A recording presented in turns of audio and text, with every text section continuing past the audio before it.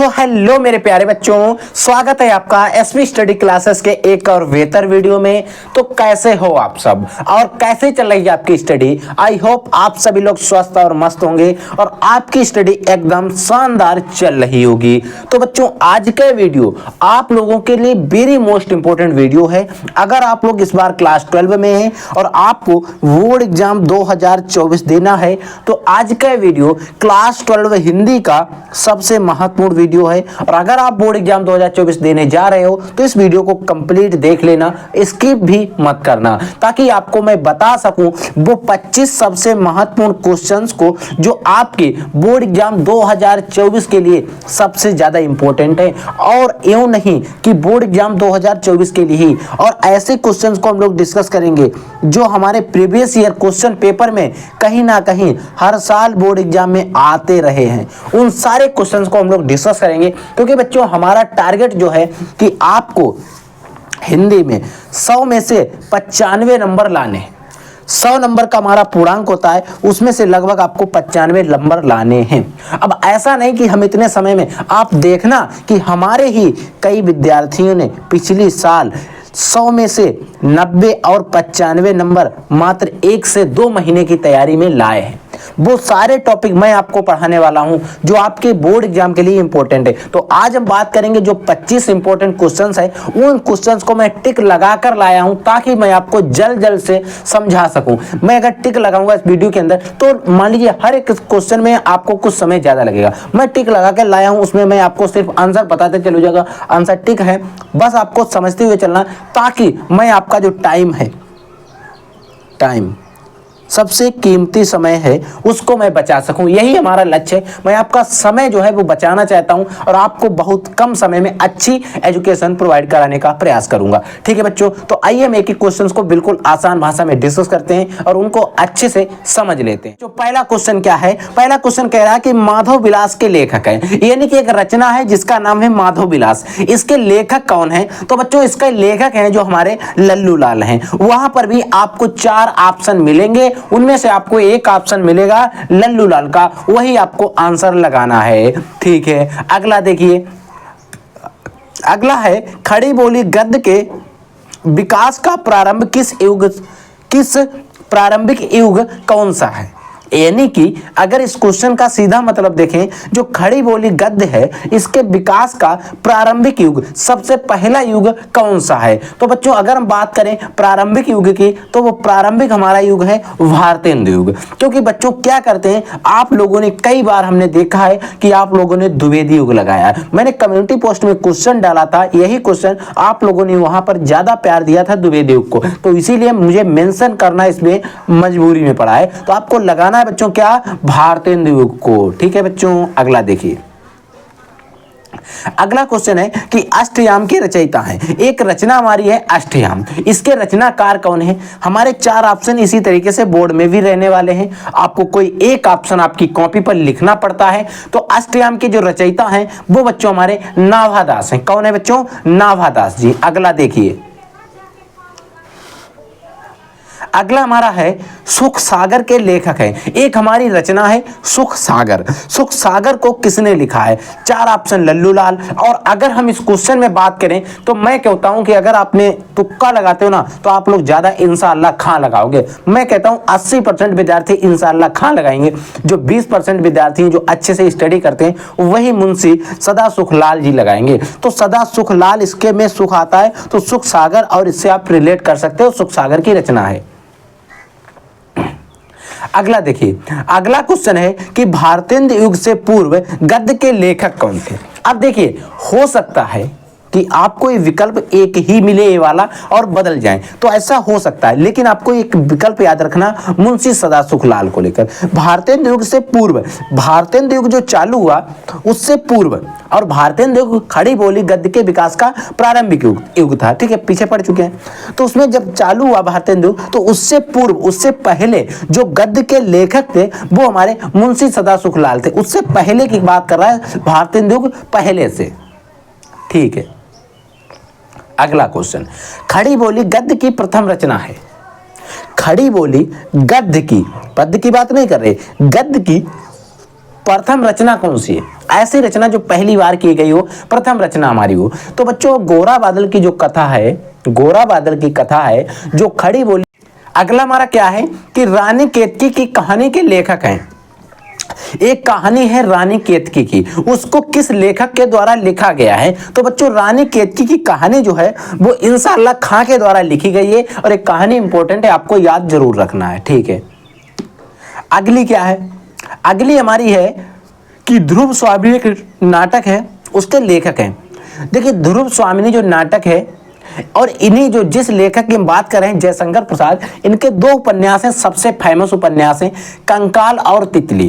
कंकाल और तितली के रचयिता कौन है? एक किसके उपन्यास हैं आपको याद रखना है, हमारे जो जयशंकर प्रसाद इन्हीं के दो फेमस उपन्यास हैं कंकाल और तितली। और जो राम कुमार वर्मा जी हैं ये क्या है कि एकांकी के जनक हैं, एकांकी के जनक हैं। और महादेवी वर्मा ये छायावादी युग की कवित्री है, ठीक है।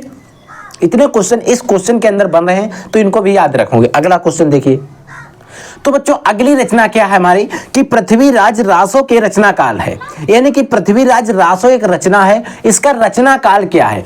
वीर गाथा काल है, भक्ति काल, आधुनिक काल या रीतिकाल? तो बच्चों रीतिकाल चंद्रप्रदाय से संबंधित है, ठीक है। तो अगर हम बात करें वीर गाथा काल की, तो वीर गाथा काल जो है वो पृथ्वीराज रासो जो एक रचना है, इस रचना जो है ये पृथ्वीराज रासो जो है वो वीर गाथा काल में इस रचना की रचयिता है, रचना की गई थी। जो हमारी रचना है इसको रचा गया था वीर गाथा काल में और रचना का नाम है पृथ्वीराज रासो। अब हो सकता है वहां पर एक क्वेश्चन पूछ ले कि निम्न में से वीर गाथा काल की रचना है, और वहां पर एक ऑप्शन आपको पृथ्वीराज रासो भी दे सकता है, ठीक है, याद रखोगे।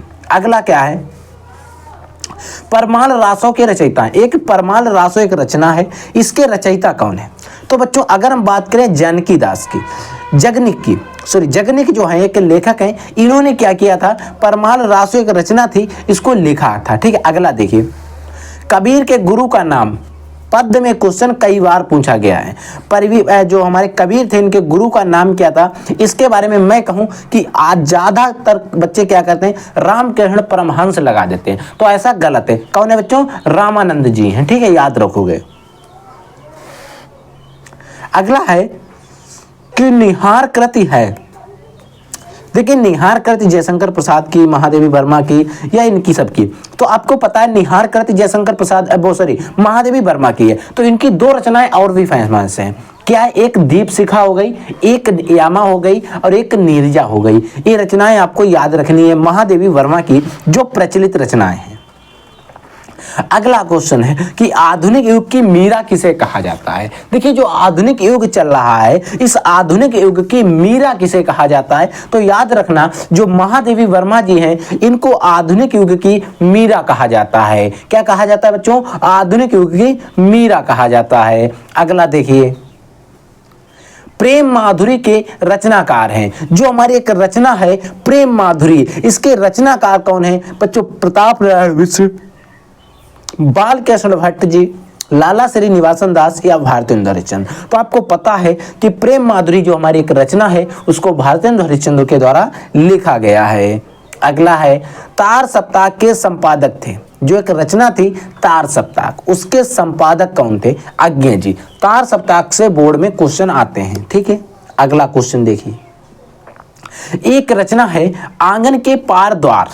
आंगन के पार द्वार, इसको लिखा है अज्ञे जी ने। इसे भी आपको याद रखना है क्योंकि आंगन के पार द्वार रचना है शायद 2022 या 23 में बोर्ड एग्जाम में आई हुई रचना है, ठीक है, तो इसे याद रखोगे। अगला क्वेश्चन देखिए, अगला देखिए क्या कहता है कि द्विवेदी युग की कृति है, यानी कि जो रचनाएं दी गई हैं इनमें से ऐसी कौन सी कृति यानी कि रचना है जो द्विवेदी युग में की गई है? तो द्वापर जो है एक रचना, इसको द्विवेदी युग में रचा गया है, ठीक है। अगला देखिए, बिहारी सतसई में दोहों की संख्या कितनी है? जो हमारी एक रचना है बिहारी सतसई, जो बिहारी के द्वारा लिखी गई है। बिहारी सतसई जो है एक रचना है जिसको बिहारी ने लिखा है, और इसमें कितने दोहे कितने हैं? तो 713 दोहे हैं बच्चों, याद रखना, बहुत ही इंपॉर्टेंट रचना है, ठीक है।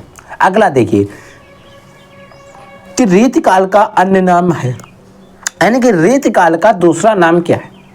एक क्वेश्चन भी बोर्ड एग्जाम में आया हुआ है, क्या है? श्रृंगार काल। क्या बच्चों? श्रृंगार काल, याद रखोगे। अगली क्या है? खड़ी बोली का प्रथम महाकाव्य। हाँ, इंपॉर्टेंट रचना, इस पर भी आप इंपॉर्टेंट लगा लीजिए। खड़ी बोली का प्रथम महाकाव्य क्या है? प्रिय प्रभास है। ठीक है, याद रखना। अगला देखिए, परीक्षा गुरु किस गद्य विधा की रचना है? परीक्षा गुरु एक रचना है, वो किसकी रचना है?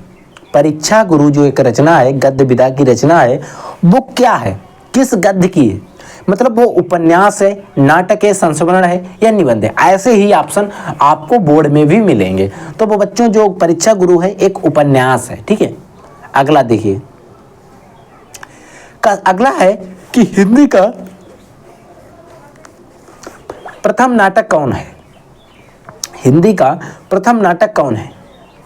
अब देखिए, हिंदी के प्रथम नाटक की बात की जाए तो क्या करते हैं बच्चों, चंद्रगुप्त बच्चे लगा देते हैं, तो ऐसा गलत है।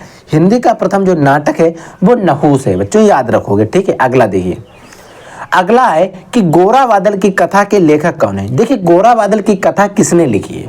तो बच्चों अगर हम बात करते हैं गोरा बादल की कथा क्यों, तो गोरा बादल की जो कथा है वो हमारे जटमल के द्वारा लिखी गई है, इसे आप याद रखोगे। ठीक है, अगला देखिए, देखिए बच्चों अगली हमारी जो दो रचनाएं बची हुई हैं, बिहारी सत्सई की भाषा है। जो अभी हम बिहारी सत्सई की बात कर रहे थे, ऊपर देखिए, एक मिनट हम दिखा देते हैं आपको।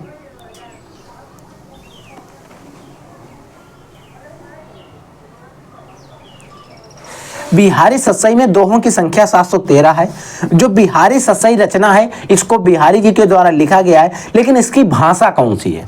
तो आपको याद रखना है, इसकी भाषा बच्चों है ब्रज भाषा। अगला देखिए, ब्राह्मण पत्र के संपादक हैं, ये आपके लिए होमवर्क में हंस पत्रिका की संपादक कौन है? हंस पत्रिका के संपादक कौन है, ये आपको याद रखना है, होमवर्क में है। लेकिन बाल के जो हमारी ब्राह्मण पत्रिका थी वो प्रताप नारायण मिश्र के द्वारा संपादित की गई थी, लेकिन हंस पत्रिका के जो लेखक हैं उसको आपको कमेंट करने में आंसर बताना है कि इसके लेखक कौन है। ठीक है बच्चों, तो ये थे टॉप 50 क्वेश्चंस जो मैंने आपको बता दिए। इंपॉर्टेंट क्वेश्चन है, एक एक क्वेश्चन को नोट कर लेना। आई होप आपको वीडियो पसंद आया होगा। अगर वीडियो पसंद है तो वीडियो को लाइक जरूर कर देना, बस एक लाइक कर दीजिए, बस और कुछ नहीं चाहिए हमसे आपसे। ठीक है बच्चों, तो आप लोग पढ़ते रहिए। अगर कोई डाउट होता, कोई क्वेश्चन, कोई क्यूरी, तो आप हमारे कमेंट सेक्शन में कमेंट करके पूछ सकते हैं। Physics, chemistry, biology, Hindi, English, किसी भी सब्जेक्ट से रिलेटेड है तो आप हमारे कमेंट सेक्शन में कमेंट करिए, पूछ सकते हैं। हम और हमारी टीम आपको जवाब देने का प्रयास जल्द ही करेगी। ठीक है बच्चों, तो आप लोग पढ़ते रहिए, आगे बढ़ते रहिए। I will take in next class. तब तक के लिए जय हिंद, वंदे मातरम।